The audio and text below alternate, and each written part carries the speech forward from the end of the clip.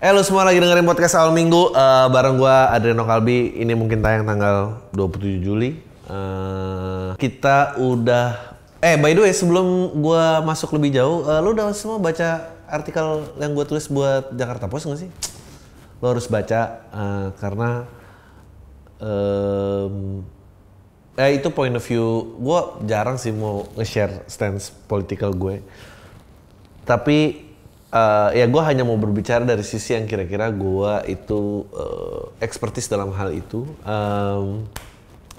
Pembicaraannya itu ya relevan dengan situasi saat ini di mana orang-orang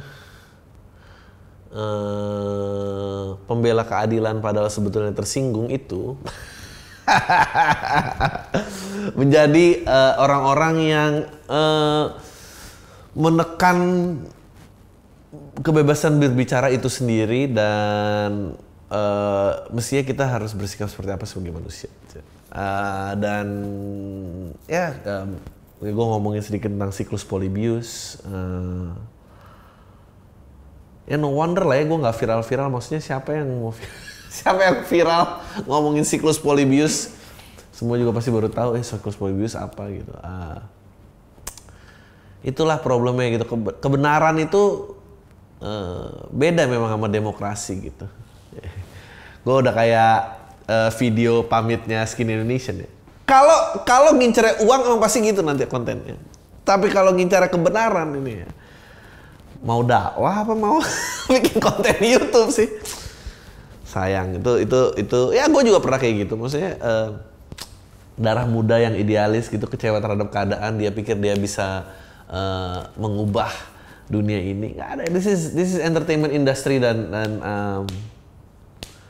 gue lupa siapa yang pernah bilang ya, revolution has never been televised. Itu bener banget. And in this case ya revolusi nggak mungkin masuk YouTube dong gitu, nggak mungkin lah. I don't know, semua tuh kalau mau ngebongkar skandal dan segala macam nggak mungkin viral dari YouTube kan. Itu kayaknya sesuatu yang apa ya istilahnya, hanya di awang-awang aja deh kayaknya, nggak akan pernah bisa gitu. Do you think? Well, ada sih revolusi. I think kalau nggak salah pergantian presiden di Mesir juga itu di backup oleh maksudnya suara masyarakatnya terkumpul lewat Facebook gitu. Tapi kan bisa aja ternyata presiden penggantinya merupakan titipan Amerika. Ayo makin aja. Gue tuh lagi sedih banget ya. Dan gue nggak tahu gimana mengutarakan ini karena gue nggak pengen mendapat masalah seperti celotehan seseorang komedian tentang kekesalannya terhadap vonis, di mana vonis terhadap mantan ketua apa hanya kayak ketua KPK deh kalau nggak salah, dijatuhi 1 tahun gitu. I don't know, kayak gue tuh penasaran, can we have a statistik di mana hukum dan kepolisian, masa kita nggak bisa dapat statistiknya sih? Maksudnya efektif nggak sih dalam menegakkan kebenaran? Dari berapa kasus berapa yang sesuai dengan hukuman yang pantas untuk dijatuhi sama yang ngawur-ngawur gitu. Maksudnya kita bisa nge-review gitu. Gue udah pernah lama ngomong ini, kayak kita dulu lapor pajak. Kenapa kita yang lapor pajak? Kenapa nggak mereka yang lapor ke kita? Penggunaan pajak tuh apa?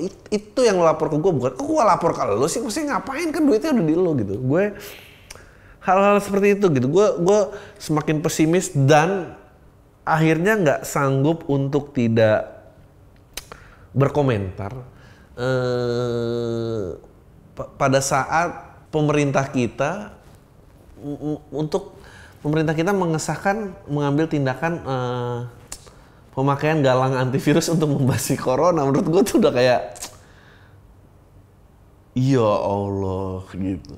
Presiden udah nangis loh. Duit 72 triliun itu kalau dibeliin gelang berapa banyak?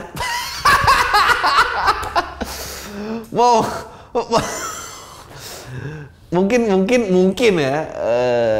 Kalau berapa 72 triliun kalau nggak salah, 72 triliun baru dikeluarin berapa itu kalau dibeliin gelang satu warga dapat berapa itu, berapa gelang itu bisa. Kalau satu gelang bertahan 2 hari ya mungkin dia bisa kan dipakai lama.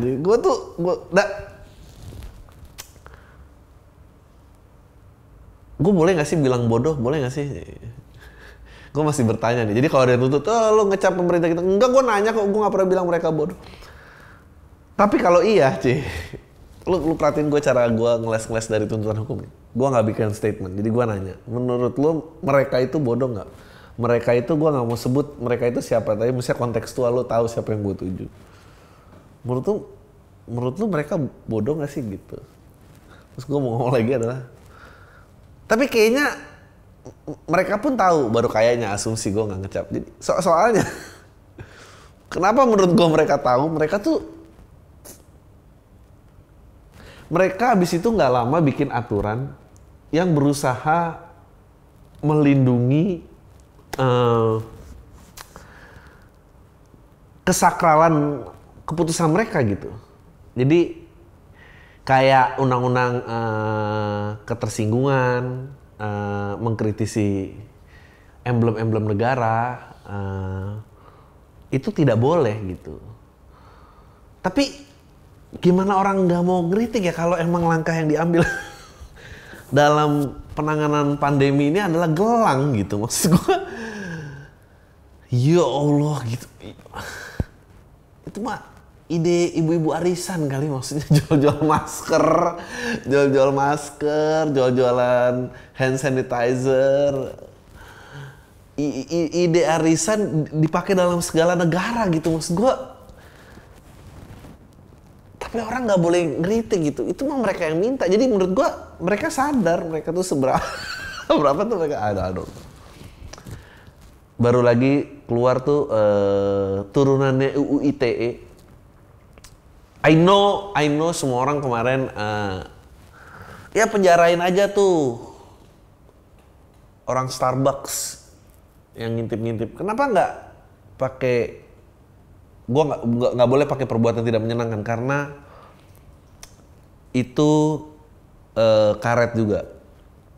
Harusnya mungkinnya pakai asusila atau pelecehan. Itu kan ada gitu. Kenapa dia dijebak pakai UU ITE lagi? I don't understand hubungannya. Dan turunan UU ITE yang baru keluar lagi dan akan nyambung ketersinggungan itu nggak boleh buat memes loh.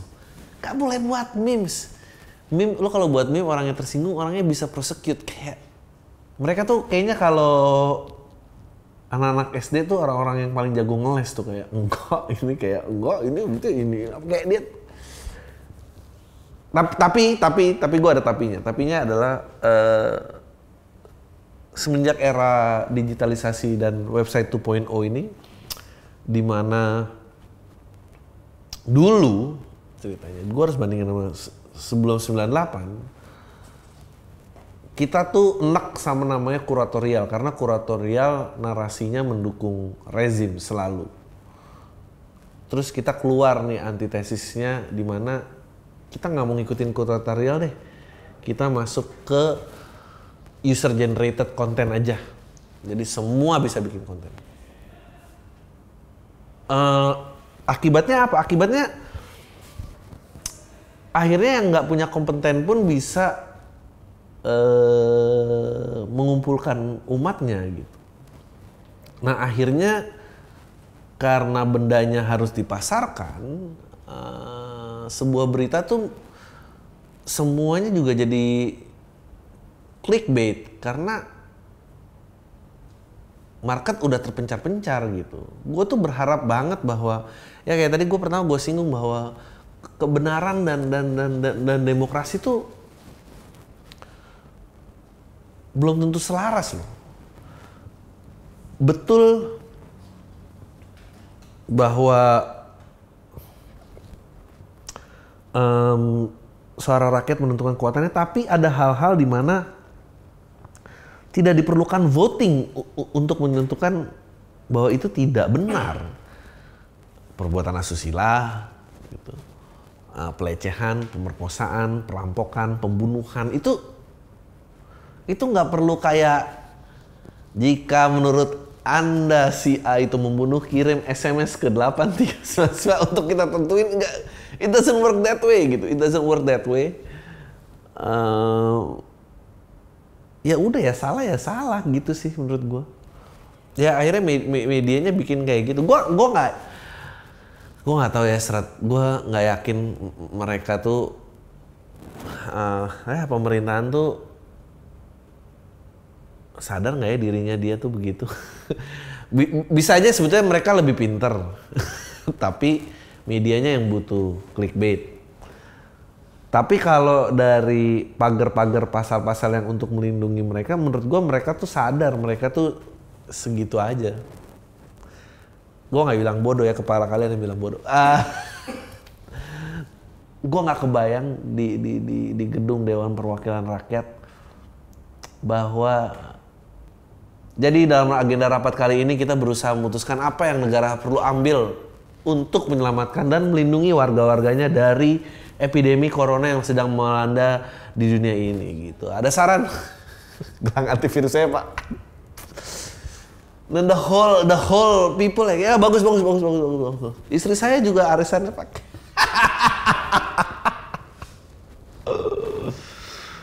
Gue tuh kebayang kayak ibu-ibu pulang arisan gitu baru keracunan ikut MLM bagi-bagi gelang.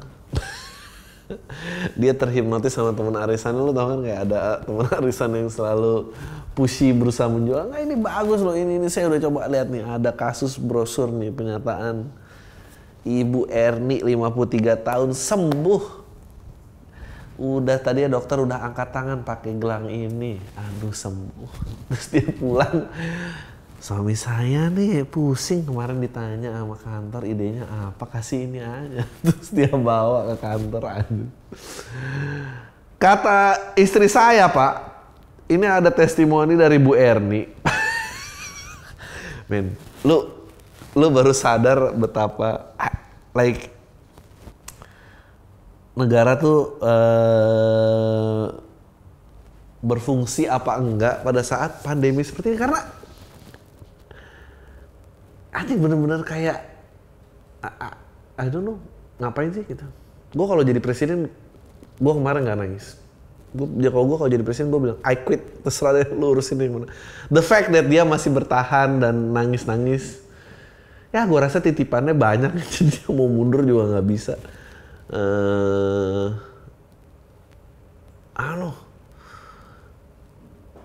Mestinya kan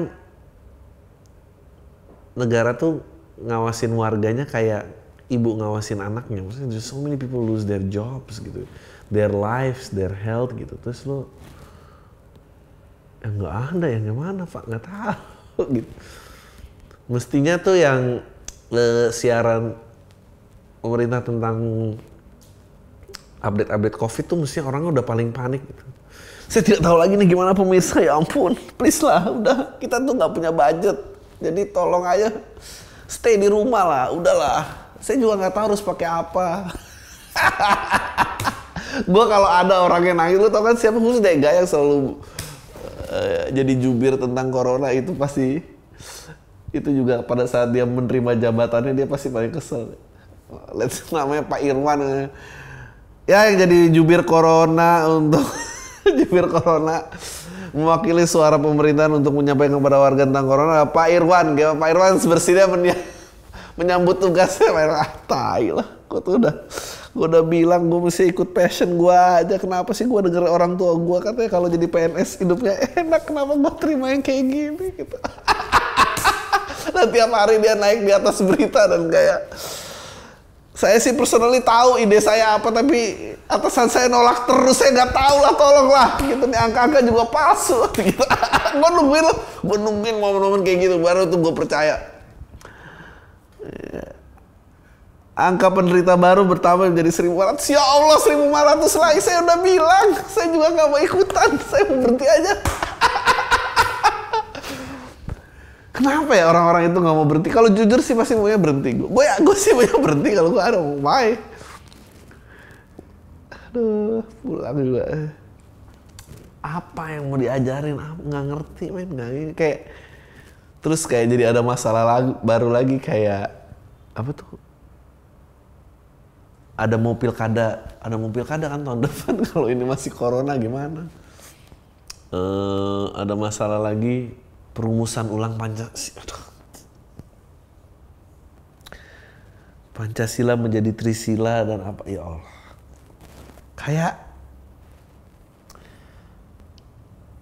nggak, gue sulit membayangkan orang waras aja gitu, orang waras ada di kantor itu kayak masa nggak ada satu pun sih dari 500 orang yang nih akhirnya kita membahas sila ini dulu, nggak mau bahas COVID. Ini orang udah pada mati-mati. Ya, I don't know. Gue salah satu orang yang gue kemarin baru nonton juga tuh di apa namanya podcastnya Deddy Corbuzier setelah Ahmad Dhani. Gue tuh nggak pernah setuju Ahmad Dhani waktu itu di penjara karena dia dijerat dengan pasal penyebar kebencian. Itu juga kasar itu, penyebar kebencian gimana, men? Yang lucu adalah dia bilang waktu itu kan kita karena udah sebel sama Ahmad Dhani aja kita kan gitu kan. Kalau beda pendapat, padahal orang itu nggak salah. Kalau beda pendapat ya pengennya jorokin aja. Mau apapun, mau pakai, meskipun kita kalau lagi sadar kita nggak suka sama UU ITE, kita nggak suka ketersinggungan, kita nggak suka itu semua. Tapi giliran ada orang yang benci, ya kita benci. Terus kita beda pendapat, ya udah jerat pakai pasal itu nggak apa-apa deh gitu. Doi cerita bahwa dia tidak pernah berjanji untuk potong kelamin jika presiden yang dia dukung tuh nggak kepilih. Nah waktu itu karena udah viral, jadi dia kan Ahmad Dhani Pras kalau nggak salah, dan I-nya itu pakai I kapital. Nah, ada akun Ahmad Dhani Pras itu I-nya L kecil, jadi disangka itu account-nya dia, dan dia cerita 8 media udah minta maaf sama dia, tapi itu nggak pernah ke blow up. Yang lucu adalah, dan dia bagus banget stance-nya. Makanya free speech itu is a must banget sih. Dia bilang tuntutannya dia di persidangan itu adalah tweet penyebaran kebencian terhadap kaum Nasrani dan Tionghoa. Bukti tweetnya adalah dia nulis, bagi barang siapa yang mendukung penista agama itu merupakan bajingan dan wajahnya boleh diludahi. Something like that lah. Dan dia bilang bahwa kenapa tweet itu menjadi sebaran kebencian terhadap kaum Nasrani dan Tionghoa. Terus Deddy nanya, ya mungkin karena waktu itu lagi ramai kasus Ahok. Ya kalau gua ngarahnya buat Ahok, gua tulis pasti penista agama Islam dong. Itu kan ucapan netral yang gue ucapkan. Dan dia bilang kayak, kalau emang gue mau ngarahin ke Ahok ya gue tulisnya penista agama Islam dong. Gue bilang agama, gue kalau ada orang yang menghina agama Nasrani juga gue orang paling depan yang bakal bela. Menurut gue kepintaran tuh ada batasnya, tapi kalau kegoblokan tuh nggak ada sih. Jadi udah, gue pengen bacain pertanyaan. Bagi yang tertarik ngirim pertanyaan, kirim ke email podcastalminggu@gmail.com. Oh lucu banget nih. Ya pokoknya lebih papan deh. Singkat cerita gue bisa dapetin dia. Sampai suatu hari ada yang nyadap akun sosial dia dan akhirnya kita ketahuan pernah ML di kantor. Ya Allah, katanya udah punya rumah, kenapa ML di kantor sih? Gue nggak mau nyakitin perasaan dia untuk kedua kali ya. Akhirnya kayak pacaran. Ya, cowok tuh emang problemnya jujur ya, kayak menurut kamu kalau aku sama mantan kamu cantikan mana? Cantik kamu lah. Gue pengen denger testimoni orang yang berani bilang cantikan mantannya itu nggak harmonis pasti hubungannya abis itu.